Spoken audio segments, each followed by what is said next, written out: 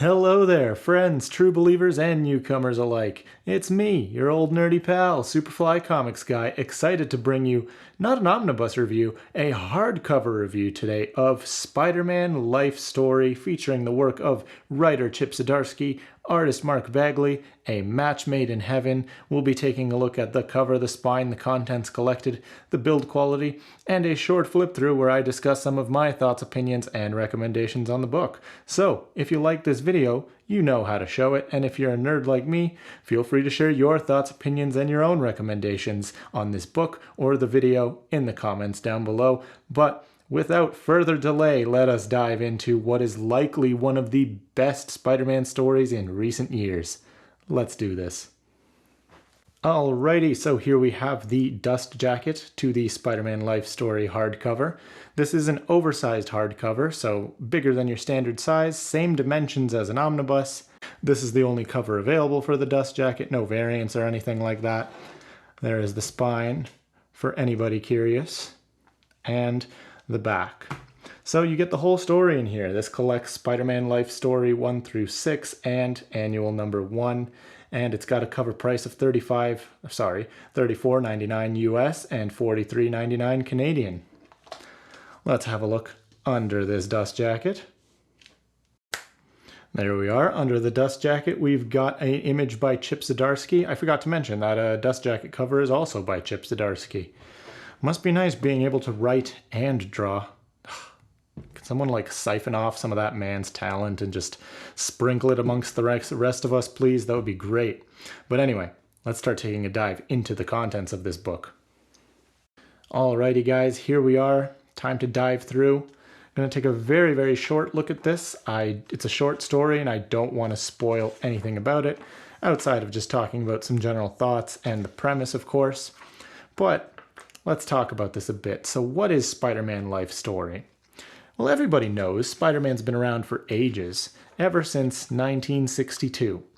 But obviously he hasn't aged in real time according to that time span. So for example, in the current comics, he's like in his late 20s or something like that. But this standalone series flips that idea on its head and asks, what if Spider-Man did age in real time? So for example, what if he was 15 in 1962 and then 25 in 1972 and then 35 in 1982? What would his life story look like? So the story is written by Chip Zdarsky, who has done work on Spectacular Spider-Man. He wrote the phenomenal Spider's Shadow standalone story, and he's the current writer of Daredevil, where I hear he's been putting in amazing work there too. I can't wait to read that run. Hopefully they do an omnibus for it one day. But yeah, so this story is split into 6 chapters, each one focused on a particular decade of Spider-Man's life. So you saw chapter 1 was the 60s, chapter 2 is the 70s, chapter 3 is the 80s, and so on. So here you go. Chapter 2 is, the 70s. There you go. But not just that.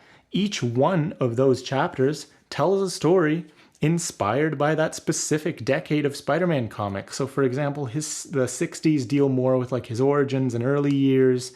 The 70s here deal with the original Clone Saga and the deaths of some very significant characters.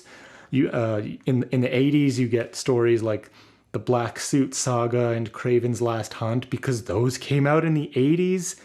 You can really, really tell that Chip Zdarsky did his homework and that he has a passion for Spider-Man history. This really is just a thoughtful love letter to Spider-Man's entire comic history ever since he first graced those pages of Amazing Fantasy 15 in 1962. And you got some gorgeous art here by the legendary Mark Bagley. He brings a unique style to this book.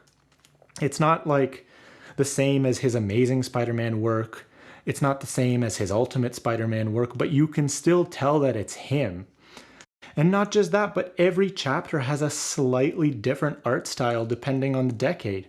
So you have the vibrant 60s contrasted with the darker and edgier style that was seen in the 90s, and even the early 2000s, it really speaks to the versatility of Mark Bagley as an artist.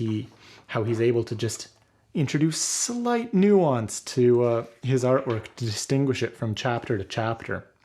And just censoring that page there so we can take a look at the extras.